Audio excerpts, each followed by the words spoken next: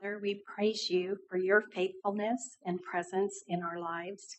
We thank you for these civil servants who have gathered here today to work for the good of our beloved city. Be with those who could not be here today due to work or other conflicts. Lord, we ask you to grant wisdom and direction in the issues discussed here, and that your good plans will be accomplished through the decisions made and the actions taken. We also ask you to protect our Gillespie County citizens who faithfully serve us in every walk of life. May your favor and blessing fall on us as we ask for restorative rain to quench our thirsty land. And may our lives of service bring you all the glory. In the strong name of Christ Jesus our Lord, we pray. Amen. I pledge allegiance to the flag of the United States of America and to the republic for which it stands, one nation, under God, indivisible, with liberty and justice for all. Thank you. Be seated. Yeah, sorry. Is that what you read? Let's change. Which do you want? This is hot. Thank you. All right. We're at item number 4, which is ceremonial matters, proclamations, and employee recognition. I know we have some recognitions. Jennifer, you want to have some comments? Good morning, Mayor and Council. Jennifer Krupa from the Parks Department. I do not have a canned speech, but we are here today to recognize those volunteers that have put on our July 4th Community Parade. Since 1991, we have 3 of the remaining volunteers that are here. I'm not saying that this is a bribe, but it's kind of a bribe that they'll continue on working with me now that the city has taken over the parade. They are an integral part. There's about 45 minutes of chaos before the parade starts that y'all don't see behind the scenes, and they make sure it runs smoothly. So without further ado, I'd like to call up 3 out of the 4 that are still here. We've got Daryl Whitworth.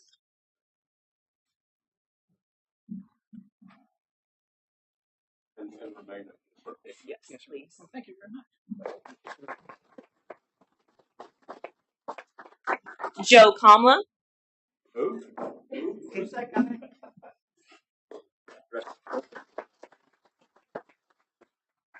Debbie Ray.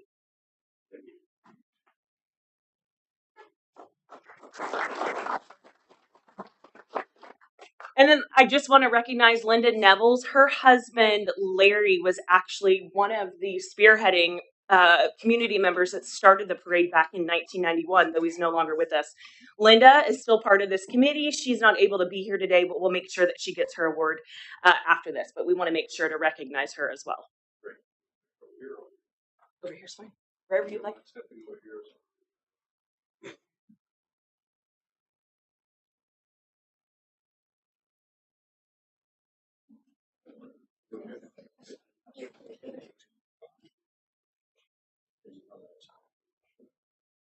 Yeah, waist up. Waist up.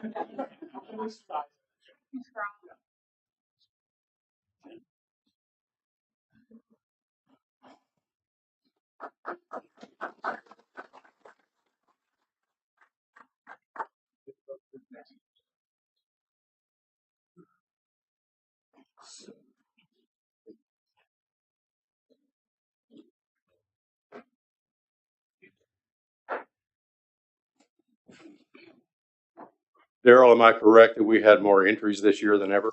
Yes, sir. Great. Grow and wonderful attendance, sir. Great. Well, thank you for your diligence and hard work, all of you.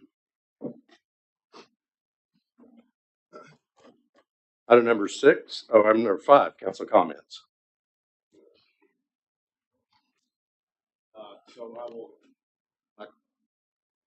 I was giving a 3-second pause for Emily or Bobby, but okay. July 18th, we had a agenda item come before us regarding rezoning of Elk Street, and the newspaper had me misquoted as voting to do that, and I voted against it. And my reasoning has nothing to do with coffee shops in R1 or STRs in R2. It really has to do with my opinion as a non-zoning professional that I think the city should have a holistic strategic view of what the city should look like, where those appropriate zones should be through the comprehensive plan. That's my opinion. That's the reason I voted no, and I stand by that no vote. So I wanted to clarify that. The second part, I do see Brady in the back of the room, so I'm not going to take any of your thunder with the board meeting the other night, but I thought we had a very good session there, a lot of information exchange. A couple of things I think Brady will be touching on coming up here, the citizen sentiment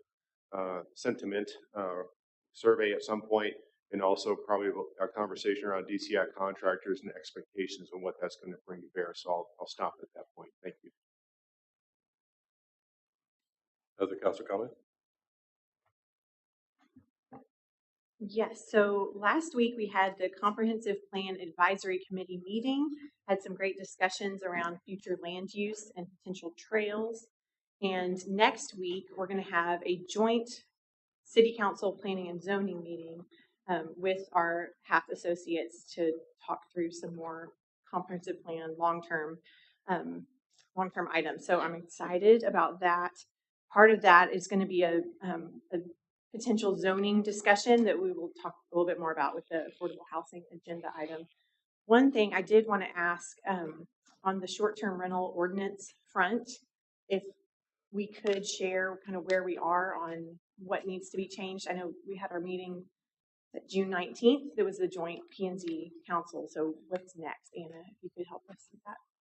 Yes, so for the short-term rental amendment or ordinance to the amendment to the ordinance, we are looking at having the two public hearings. The first one will be September 5th. That'll be the Public Planning and Zoning Commission meeting at their regular scheduled meeting, and then it would come to City Council on Tuesday, October 3rd at your regular 9 a.m. meeting. So the two public hearings for that. The amendment itself has not been released for review yet, but that will be on our website. It will obviously be attached to both agendas, but we will also have a link on the short-term rental webpage for the city.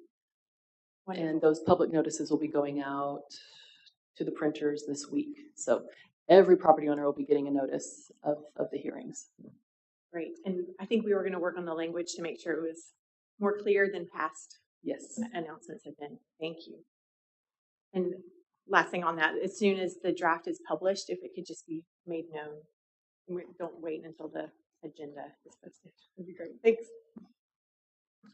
At the last council meeting, I did a airport update and mentioned the Ray Aviation Scholar, Juliana Martinez. I'd like to give you an update on her progress, and I'm going to read. Lindy Seagal wrote this to the airport group, and I'll just read this real quick. Our 2023 Ray Aviation Scholar, Miss Juliana Martinez, logged her first solo flight at 10:30 from Gillespie County Airport under the watchful eye of instructor James Mickle, while the paparazzi anxiously awaited her third and final landing on runway 14 in a typical tricky right crosswind. She had to navigate around departing and arriving jet traffic, buzzards enjoying the thermals, and two coastal airstrike tankers battling wild blazes. After several practice laps, including the mandatory go-around, James signed off her solo endorsement, stepped out of the Skyhawk 87U and into the waiting golf cart to observe Julie's two touch and goes and her final full stop landing. Hit the horn and pop the cork. So she is soloed now, and I think she still has to take her final test, but she's done her solo flight, so very excited about that. Thank you. Oh, we also had a town hall this last week, and we had 15, 16 people show up. It was at Hoffman House. Good crowd, good questions, and the next one is 2 weeks from now. 10th. Okay, next Thursday. So, thank you. Anything, Tony? Okay. Council, I'd like to bump. Item 6 is the consent agenda for the two minutes of the regular meeting on July 18th and the work session on July 19th. I move we approve the July 18th and July 19th meeting minutes. Second. Motion and second to approve these 2 minutes as presented. Any further discussion? All in favor say aye. Aye. Motion carries. Thank you. I would like to bump 7B to this spot because I know legislative update will take a little bit of time, and I want us to have plenty of time to drill down and ask questions of Mr. Bailey and Mr. Hamey. So I'd like to go ahead and consider the award of hotel occupancy funding to Heritage School. There was an oversight of an application submitted before April 30th. They did submit their application in time. It was a glitch on our part, so that's why we're considering it today. Shelley, did you want to say anything further about the application? Okay, so we have that, and we do have John Graham here and the new head of school, Clinton DeVos, and I want to redeem their time since it was our fault that we didn't get the application considered in time. The request is for $10,000 regarding the ICE bond that they do every year as a fundraiser for the school, but also a terrific service to our Christmas celebration downtown in Mark Block. How many years? 14, 15, something like that? Yeah. Okay. So I know that we went a little bit over when we awarded hot funds. We went a little bit over what our specified target was, not over in the funds that we had, but in our specified target. And so what's your pleasure, council? What are your discussion items about fully funding, partially funding? Tell me what you think. I would agree on the fully funded. It's a good event. Christmas, people look forward to it. I would agree if the mistake was on our part, then I would agree with that. The specifics are advertising and promotional programs to attract tourists, which I'm sure they do because I don't know of any other ice skating opportunities around the area. But I could be wrong. Are there any you may know? Okay. And some additional signage directing the public to sites and attractions frequently visited by tourists, all within the statutory allowance of hot funds. And it looked to me like their application was thorough and complete. Any further discussion? It's our one chance to have guaranteed cold weather on in the wintertime, so definitely approve. You put that into motion? Yes, I move that we approve Heritage School's request for hot funds for the full $10,000. Second it. I have a motion and second. John, did you want to speak? This went pretty quick and easy. Did you have a speech? No, I just want to say we did a little. Yeah. And money goes, 10% goes to charity, maybe goes to health. Right. Well, we're aware of all of the work that takes to make that happen. And I know because I have a close association with Heritage that you require parents to participate in volunteer work, and that's a great thing to do too. All right, motion second. Any further discussion? All in favor of the motion, say aye. Aye. Any opposed? Motion carries. Thank you. Thank you for your patience and indulgence, and good luck this year. All right. Please feel free to get about your day if you like, or you can certainly stay. All right, let's go to item 7A, which is the legislative update. Clinton? Okay, Mayor, Council, the legislative session this year has finally come to an end. In fact, at the end of May, I think we started with about 8,400 bills that were being considered. There are a number of bills that did pass that do affect the cities. Wanted to get Mick to give just a little bit of an update and broad overview. They put together some information that you have in front of you regarding some of the most impactful bills. As we're taking a look at these, we're also looking at our ordinances and the ordinances that may conflict with some of the new state law that was passed. So we'll start sorting through all that and working with Mick on amendments in the future. But Mick, if you could just give a broad overview of some of the major bills that passed and how those might affect our Sure. city. Thanks, Clinton. Well, we have provided you guys a summary of some of the bills that impact cities like Fredericksburg that were actually adopted and signed by the governor, and either are now effective or will become effective September 1st of this year. There were approximately 1,100 bills that were monitored by the Texas Municipal League and the City Attorneys Association. I used to read all those bills, but it's a little much. So we do follow certain bills as they go through, and of course, members of my law firm follow others. So the ones that came out that we felt like really affect home rule cities, smaller home rule cities in Texas, is what I've tried to cover in that letter to you that you have. And I'd like to encourage you to ask questions, contact me, whether you're just interested or you think it may have an impact on something we're trying to do in Fredericksburg, some of these changes. Also, I'd like to encourage all the officials, elected officials and otherwise associated with the city to take advantage of the Texas Municipal League legislative materials that are in their website at tml.org. I'm sure all of you in your occupations have industry-specific legislative materials, but this, for your job as a city official or employee, that's probably the best source for you to follow up on legislation. There's a lot of information there, but you can pick and choose about what you'd like to look at, or you can just contact me or my office and we'll try to help you figure out some of these things. Just as with any other legislature, there are things that happen that flew under the radar. No matter how many people try to follow them, things happen that we don't expect or didn't even know were being considered. There's one I'm going to talk about today in that regard that affects cities like Fredericksburg.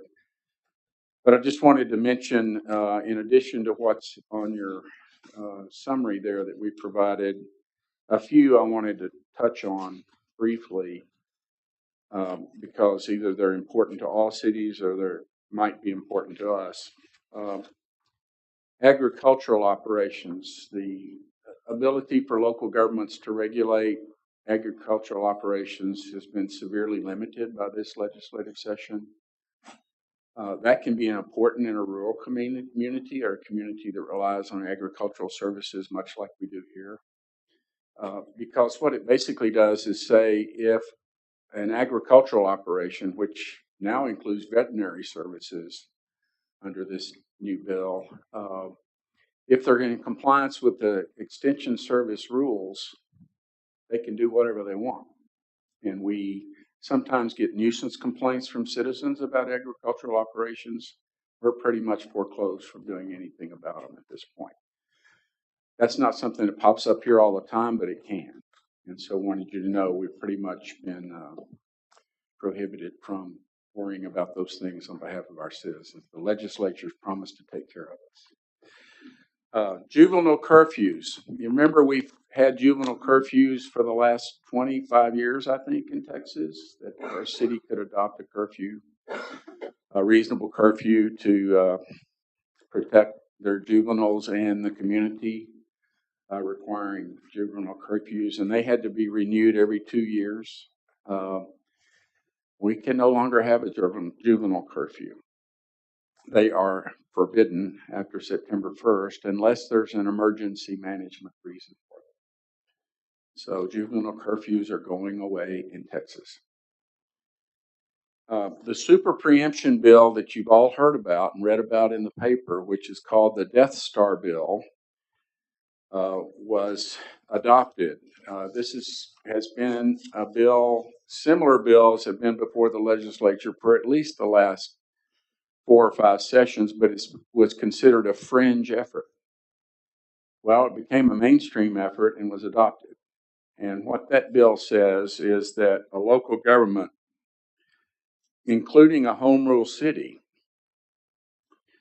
cannot adopt or enforce an ordinance that appears to be regulated by state codes, including the following codes: agriculture, business and commerce, finance, insurance, labor, natural resources, occupations, and property. Well, as you know, those codes, those statutory codes in Texas are pretty broad. They cover a lot of areas. One in particular, the labor code, you've read in the paper and some of the contrary articles against the enforcement of this new statute talk about water breaks for employees, because the only mandatory water breaks in Texas are those required by cities. Well, now we can't do that because the labor code doesn't say anything about controlling water breaks. That's just an example. It's a very small example. Because those codes are so broad, they could be read to cover a lot of the things that we regulate in our current ordinances for our local citizenry, and also could foreclose a lot of things we want to do for our citizens, for our local needs. It's basically an attack on home rule. You're familiar that, and we're going through the Charter Review Committee right now. We've been home rule here since 1991 under Article 11, Section 5 of the Texas Constitution. Well, this statute tries to defang that constitutional amendment and say, well, you really can't be home rule in these 8 areas that the state has stepped into.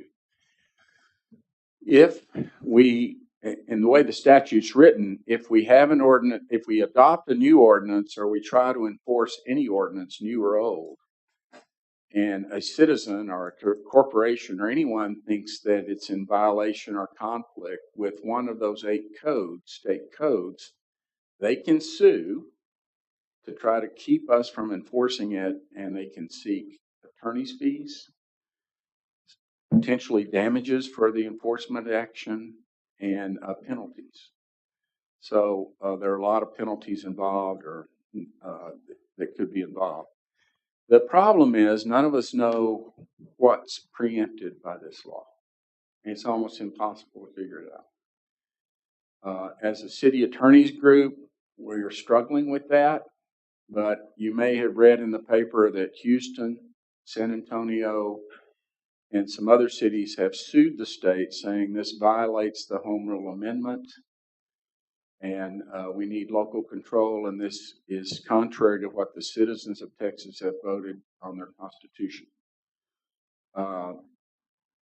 We need to consider as a city whether to join that lawsuit. Houston has invited us to do that because we're a home rule city affected by this law. And Dallas is probably joining the Houston case. Austin will probably file their own case, may already have done that. And according to my colleagues in the City Attorneys Association, there will be dozens of cities joining that, home rule cities joining that, because we just can't figure out. Andy Segovia, the city attorney in San Antonio, told me that he would have to assign half his office to try to review ordinances to see what would be covered or preempted. He said he's not willing to do that, and it's a waste of taxpayer money anyway. So most cities are waiting to see if someone raises the issue and decide then whether our ordinance should be enforced or not. So it's chaotic, and we don't know how it's going to end up. Nick, on that, do you have any idea of timeline for, I mean, do we just sit and wait until the cities that have sued the state have resolution? Well, I think we have to consider when we're doing new ordinances now, today, whether they might be subject to the preemption law, the super preemption law, and determine if we want to make changes to them before we adopt them to try to avoid future problems. But otherwise, I think you're right, Emily, we would be waiting to see how it works out. Because to undertake a review of all of our ordinances to determine their applicability, whether this statute applies to them, it's a lot. And it would take a lot of legal work to do that. So we'd prefer just to see how it shakes out, see if we need to spend that time and money to do all that. Have you learned anything that makes sense or doesn't make sense about what's behind this? Well, here's what's so interesting. I don't know if it's really interesting. The state representative who's the sponsor and the author of this bill is my son's brother-in-law. And I went deer hunting with him 2 years ago. No, we did not pull a new Dick Cheney. We had a really new sweet gun some lobbyist had given.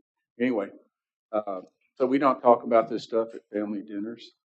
But I will say that the idea was to have a uniform set of regulations for business in Texas, so that if a California business wanted to move here, they wouldn't have to worry about what the law is in Fredericksburg as compared to La Mesa or Temple. And that's the whole thing, although it appears to be just an attack on home rule. Because as you've seen over the last few legislatures, they've started taking away a few of our powers at a time, like annexation, ETJ regulation, that kind of thing. This is just a bigger effort in that way. But the stated reason was to have a consistent set of laws in those 8 areas for business, so they would know what the laws are wherever they want to operate. That's a big one. One thing, I'm not sure I talked about it in my summary, but ETJ limitations, our extraterritorial jurisdictions, the legislature is really trying to do away with ETJs. That is kind of in line with how the restriction on involuntary annexation has happened over the last few legislative sessions. We basically don't have authority to annex involuntarily anymore for all practical purposes. And the purpose of an extraterritorial jurisdiction would have some level of basic controls of property development, because those properties near the city in the ETJ would ultimately be subject to annexation. Since they're no longer probably going to be subject to annexation, the ETJ law is being really weakened. There's not going to be any more automatic extension of the ETJ when you annex land. You know, it used to be when you annex land to your property, your ETJ line immediately went out. That doesn't happen anymore. It stays where it was. Any property owners in the ETJ can petition to be withdrawn from your ETJ, and they're pretty hard not to withdraw them if they ask for it properly under the statute. So we can expect to have some donuts in our ETJ. That creates a lot of complication with our plat review, with county regulations and things like that. We're going to have to deal with that chaotic situation for the next few years, it looks like. So even in the case where we provide city utilities to that property, they decide to step back. Utility provision is totally separate and doesn't have anything to do with that. And so we could have already provided water and sewer to a property in our ETJ under some basis, and they could still request to be withdrawn from our ETJ. A lot of that is because it's a lot easier for developers to develop open space under county rules than city ETJ rules. So probably what's behind it. The platting shot clock has changed again. You know, we have the 30-day limitation of time to act on a plat application. So we have a different process now, but two good things about it. We still have the 30-day rule, but we can create a submittal calendar so that we only accept submission of plats on a particular day, so that 30-day period runs where the P&Z has time to look at it, for instance. There was a question, a lot of cities did that when the shot clock was originally adopted, but it wasn't clear that was permitted. But now we do have the ability to control when we receive plats, so the 30-day period can be handled better. And secondly, the shot clock doesn't apply to plans or development plans. The way the statute was originally written, it applied to submission of plans. We had to act on those 30 days. It made it clear it doesn't, only to plats. So you remember it was hard for us to figure out how to comply with that 30-day rule when it became really strict after the last couple of legislative sessions.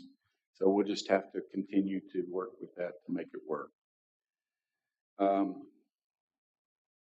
That may require, by the way, changes to the subdivision ordinance. We haven't examined it yet to see if we need to make changes. Non-conforming uses, this will affect us. It will affect every city in Texas. Senate Bill 929 creates a requirement that if you're considering a change to a zoning ordinance, for instance, that might create non-conforming uses in a zone district or another classification, you have to give a special notice to property owners whose property might be affected by the change. That means before the change is made, they have to be given this notice that states the time and place of the public hearing for consideration of that change. And you have to give the normal notices anyway, like the 15-day notice in the paper, but there's an additional notice requirement to state the time and place of the public hearing regarding the proposed change or possible change.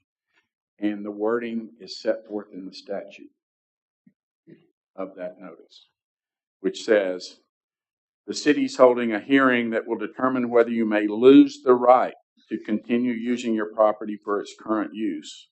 Please read this notice carefully. We can't change that language. Even though that's really a little bit more specific than what we're doing, that's what the statute requires us to say. We can, and I don't know that we've used this in Fredericksburg, but you can, when you make changes that create non-conforming uses, you can create an amortization schedule so that those non-conforming uses have to cease use after a period of amortization of value so that they can recover their, ostensibly recover their investment in the property. There are additional notices required if you're going to set up an amortization plan. And those can be handy, you know, if you want to get rid of certain uses or certain nuisance type uses in your town, use amortization, get rid of them. That's been restricted by this notice requirement as well. So when we get to the point of putting out the notice for the public hearing on the STR amendment, it will have to say on it something about this could affect your ability to do as you'd like your property. The words I just read, Mayor, have to be on there. It has to be there. Can't change those words. So we need to be prepared. So that gives me a real headache, you know, because I don't understand the reason for that, except people don't really follow along with what's going on their property. Now they obviously going to follow along a lot more closely. Fear mongering. Yeah. Well, you know, I mentioned, and I just want to go over one other thing. And like I said, there were hundreds of bills that were potentially affecting cities, but one that fell under the radar and I didn't know about, and none of my lawyers knew about, and TML General Counsel didn't really know about, as I talked to him about it, is the hot tax change. It used to be, there are a lot of limitations on how you can use hot tax in Texas. But regarding historic preservation, if the statute has been for a long time that you could use, if you were a city over 125,000 population, you could only use 3%, up to 3% of your annual hot tax for historic preservation. But if you were a city under 125,000, you could use up to 50% of your hot tax money for historic preservation. Well, the legislature removed this population limit. So now no city can spend more than 3% of their total annual hot tax on historic preservation.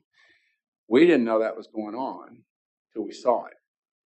And I don't know why or how that happened, because as you know, you guys live it. The smaller communities in Texas are the guardians of historic preservation in this state. They just are. That's where the stuff is. So I don't really think that will impact us in most years. But that's one of those things that flew under the radar that clearly affects Fredericksburg and possibility, and nobody saw it. So why do you say that won't impact us? Well, it's 3% of your total hot tax, So we bring including in, what you go to the CBD and everything. So 3% of that is a pretty large figure. I'm thinking about what we just went through, and we allocated, off the top of my head, over a third towards historic preservation of assets. A third, not counting the, Not including yeah, CBD. so I haven't looked at the totals, but I know the staff has. So 3% of 6.5 million. Yeah. So that becomes effective September 1st. Unless you have a continuing contract to fund that, and we're going to look at whether we need to do that if we have a need to exceed 3%, whether we can do that in future years. So that's down to 200K. Based on Whatever the number is, yeah. That's what happened. What bill was that, please? Gosh, I'm not sure I have it in my notes here. I'll get it Is for it? you. Okay. Did you ask?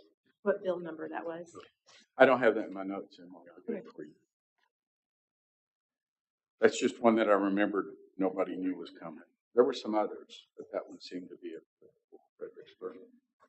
So if you have an existing contract by September 1st, that's what you're saying?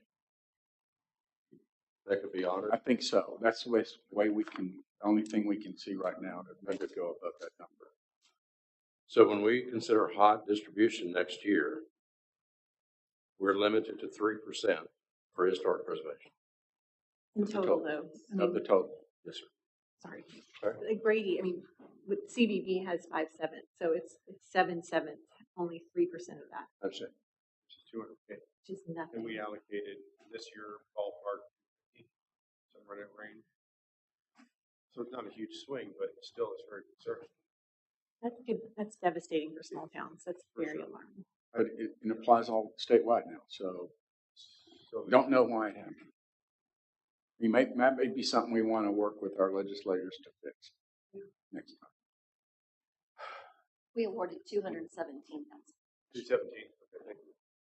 Anyway, that's all I really had to go over in specific today. The super preemption bill, the non-conforming use notices, and a couple others. These things I think affect us the most. Sir, is there anything good to report? No. I didn't think so. You recall 3 sessions ago when the Speaker of the House was Joe Strauss. He stopped all these bills at the last day. Well, he's not there anymore. And they just flew through against cities. The governor signed. The governor has, I believe, signed all the ones that I mentioned today. Mick, at the end of your report, you talk about the bills that were maybe good bills that were vetoed for political reasons. Do you think any of those might come back during a special session this go round? Yes, not all of them, but I think a few of them that don't have a lot of impact, they were just done for political reasons. And the renewal of air quality permits is one I've heard is coming back. Dangerous dogs. Don't know about the others myself, but we can find out for you. Thank you. That's all I have. Thank you, Vic. I think. Clinton, anything further? No, sir. All right, I appreciate that very much. We have this. Here, one thing. Sure. The Texas Municipal League Conference, if you're attending, they'll have 3 of the city's lobbyists and general counsel there for Q&A on this topic. It'd be useful. Great. It's in October. All right, thank you for that. Thank you for the report, the written report that we can drill down on. Item 7C is a continued discussion regarding the need for affordable housing. This is on the agenda routinely to communicate that the council continues collectively and individually to pursue potential, I'll use solutions in quotes, to move us forward on the housing challenges that we have, that everybody has, and the things that we can maybe have some control over to make a difference. I know that each council member is doing some individual work, pursuing particular issues, talking to experts in the field, trying to find out what our options are, as well as continuing to review Mr. Michelle's report that he filed in March of 2022. I have discovered a couple of new things. One is I've talked with 3 developers since we met last council who are interested in projects, potential projects in Fredericksburg, obviously with all of the attendant what ifs, would provide some sort of excuse me, some sort of relationship with their organization. These are organizations. One's a private developer, and 2 are organizations that deal with housing in communities like ours with exactly the same kind of challenges.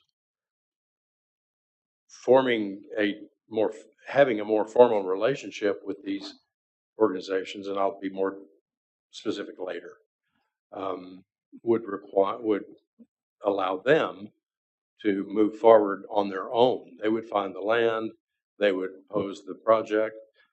It would be a combination probably of private, public, because of their nonprofit status and getting where they get funded, as well as a collaboration with us about what specifically they might ask of us that we have to offer in our city resources. But I was encouraged by talking to these people who said that they felt like that we were a good candidate community for something like they offer. It's usually a mix of market and under market development. It can be an apartment complex, but it can also be detached housing. It can be a built to rent detached housing community. I just think that there are options that are coming to us that are certainly worth doing more examination, and that's what we're doing in the next few months. I hope, council, my aspirations, I hope that we will move towards something by the end of the year, but that's something that is well vetted by us and suits us. I have, from the very beginning, been resistant to doing something on speculation. Well, let's do that and see if it'll work for us. I would like to close that gap a little more in my mind, that if we do that, there's a direct line to what we're trying to accomplish, rather than we think it might, but we're not sure. I would prefer to have a little bit more definitive answers to whether it addresses our particular specific need, because even though we are suffering housing challenges like everybody else is, Fredericksburg has always been unique in its ability to look at ways that fit us. And that's what I'm hoping for.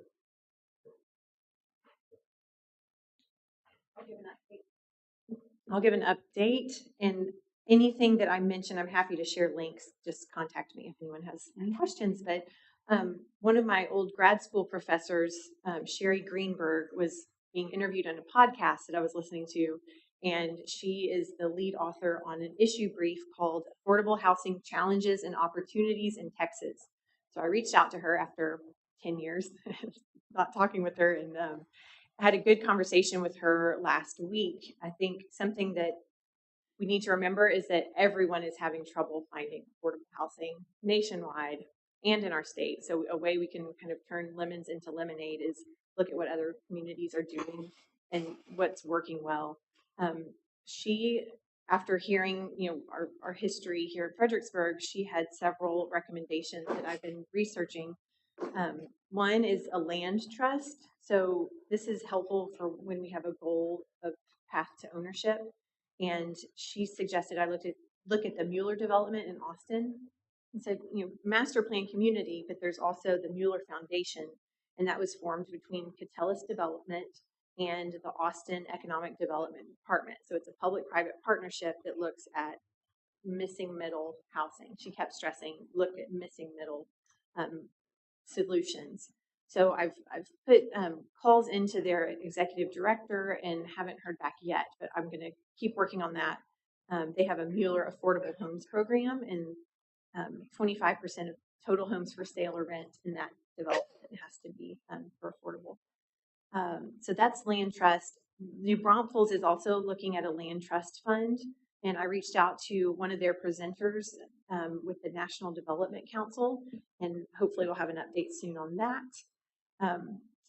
Sherry also suggested looking at design standards, looking at 4plexes and 6plexes, making sure that we have maybe like infill development where those could go in, smaller developers, that would be a helpful thing. And then zoning.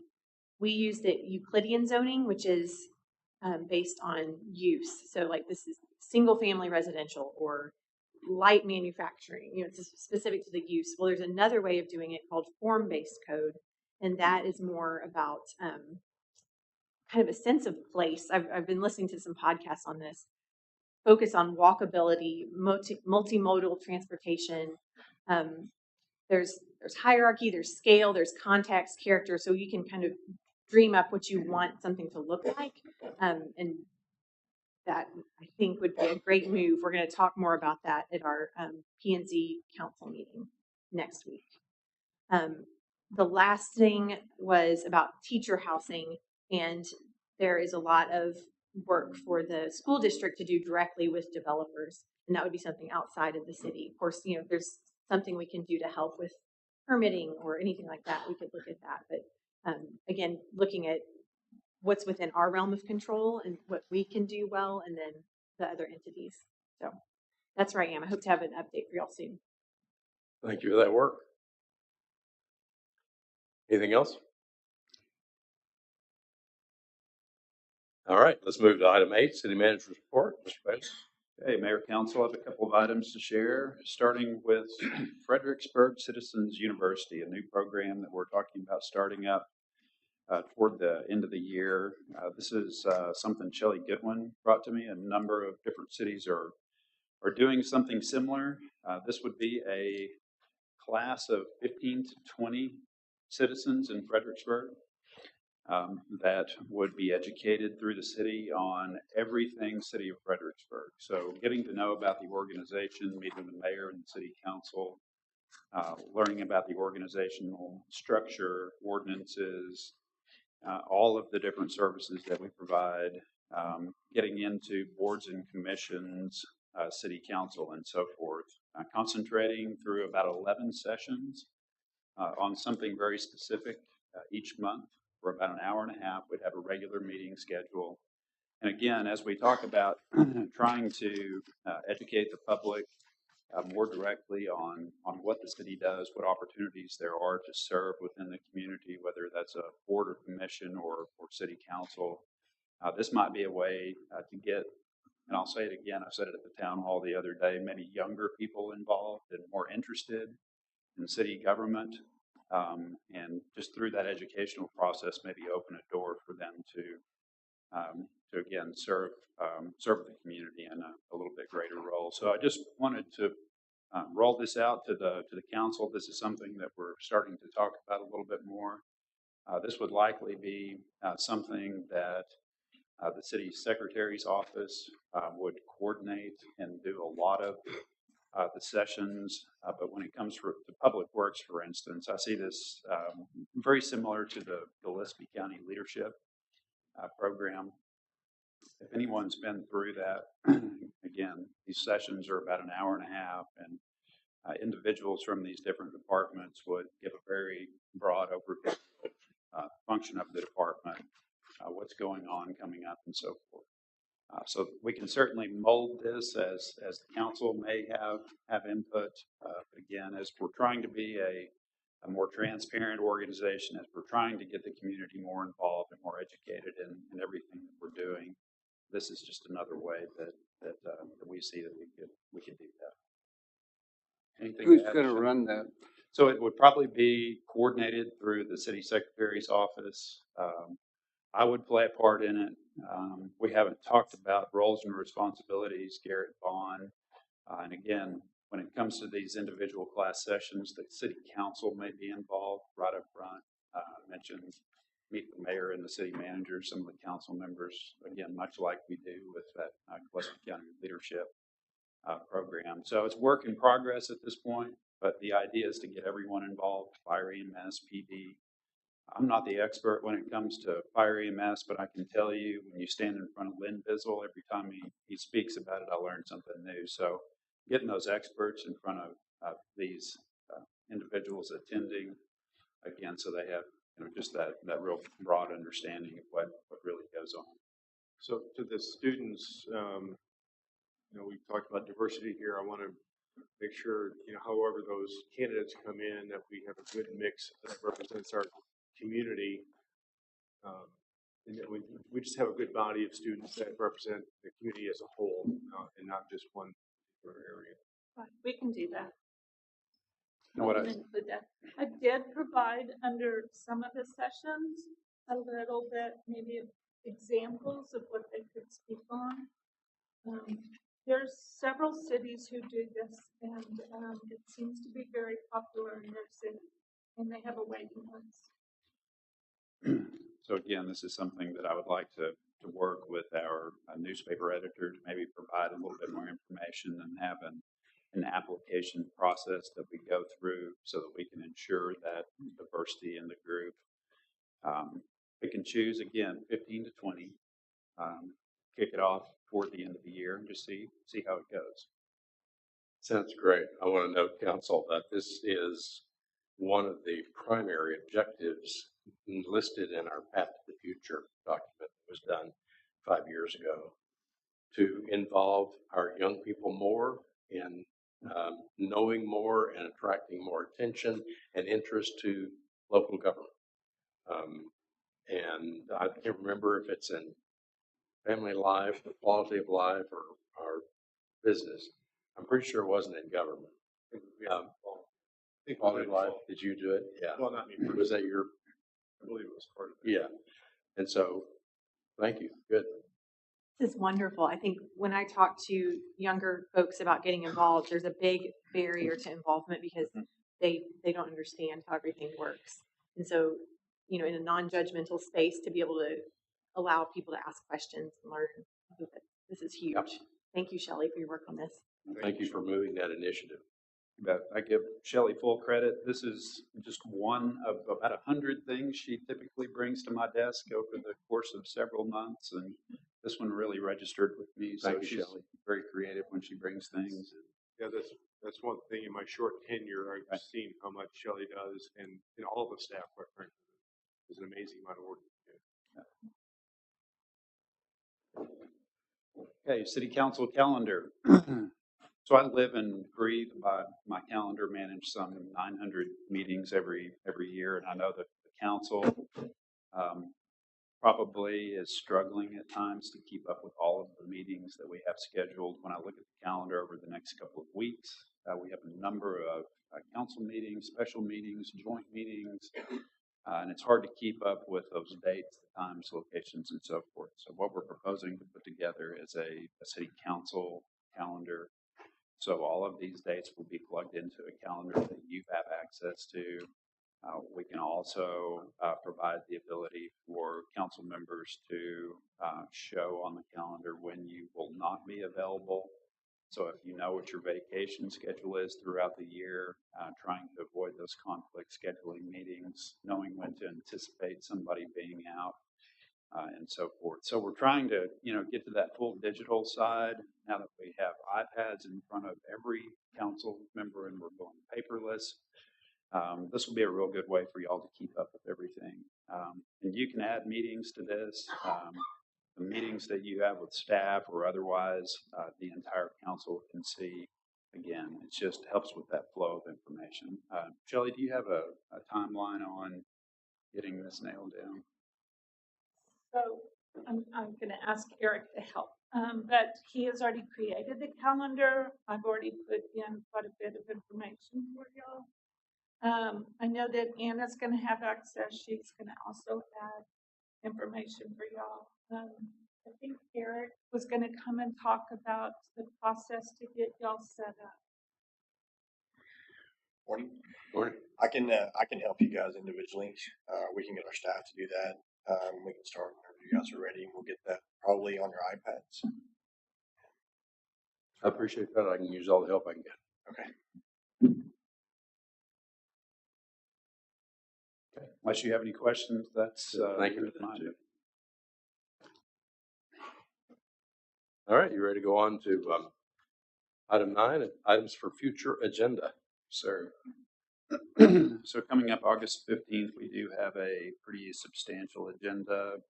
Appears to be dominated by development services items. I might turn to Anna to cover some of those items. Anna, do you have that pulled up? I'll start with street closure request. First of all, for market plots for Best Fest. That event is happening Friday, October 20th through October 22nd. We have a request by DC Partners to consider an amendment to the planned unit development PUD for the property located at the 290 West, 87 North Y. Anna, anything on that particular item? Yeah, so tomorrow's planning and zoning agenda is pretty heavy. The PUD amendment at the Y, the former Seven Hills, will go before P&Z tomorrow, so we'll see what recommendation they send out. And then 2023-382, that's a conditional use permit for condominium use. And the next one is a rezone on West Live Oak. And then a conditional use permit over on Kerr Road. And staff is recommending approval of all 3 of those. So we'll see what P&Z does tomorrow on those. Any questions about planning items? All of these on the agenda for tomorrow. Yes, sir. Is there any urgency on the future agenda items? I'm just looking at like naming rights or the cleaning services bids. Not that It's I'm all aware of good. at this point, but I did want to add that under city manager's report, I'll be giving a detailed update as the second meeting of the month regarding development projects, finances, so forth. I was going to try to talk to Brady about possibly presenting something, some of the results of the community sentiment survey. Council has not seen that. I'm not sure if that's quite public yet, but sharing some of those results with the council. If you'd like to bring an item under my report, I can do that. Pending Brady's approval of the 15th. Yes, sir. Brady, will that be public by then? You don't know? Okay. Okay, so we'll hold on that. But sometime coming up in the next month, so I'd like to do that. Swimming pool update. We'll have a swimming pool update provided by Andrea under my report, and then finally a renewable energy update. We'll speak to that just a little bit. I know there's some individuals that want to make comment on that particular item. That's what we have. Municipal court presentation. Shelley will also talk about the court of record in a presentation that same day. So that's what we have on the agenda currently, and I'd be happy to answer any questions or additions to that.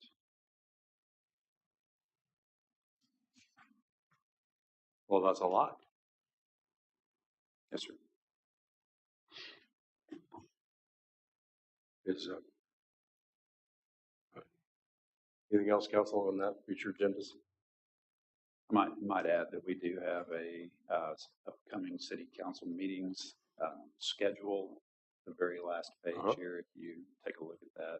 All the way through the end of the year. This is a very intensive meeting time of the year, especially with respect to budget. Our joint meeting with the county, the combined budget discussion, we have a special meeting on Monday that will be pretty extensive. Again, as we talk about the budget process, I'll be talking a lot more toward the end of the year into the coming year about spreading this out a little bit, so we're not bunched up quite like we are right now, being real intensive. For instance, presenting the capital improvement plan probably right after the first of the year, kind of kicking off with a broad overview of what we're going to be looking at. So we're not week after week having a regular meeting, special meeting, and all this information flowing in.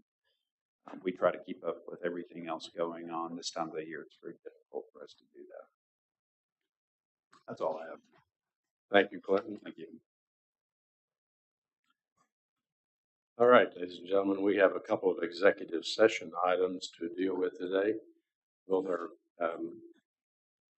one's a litigation matter and the other is consulting with the city attorney regarding contract and agreement. I move we go from regular session to executive session. Second. Motion second to go from regular session into executive session. All in favor say aye. Aye. Aye.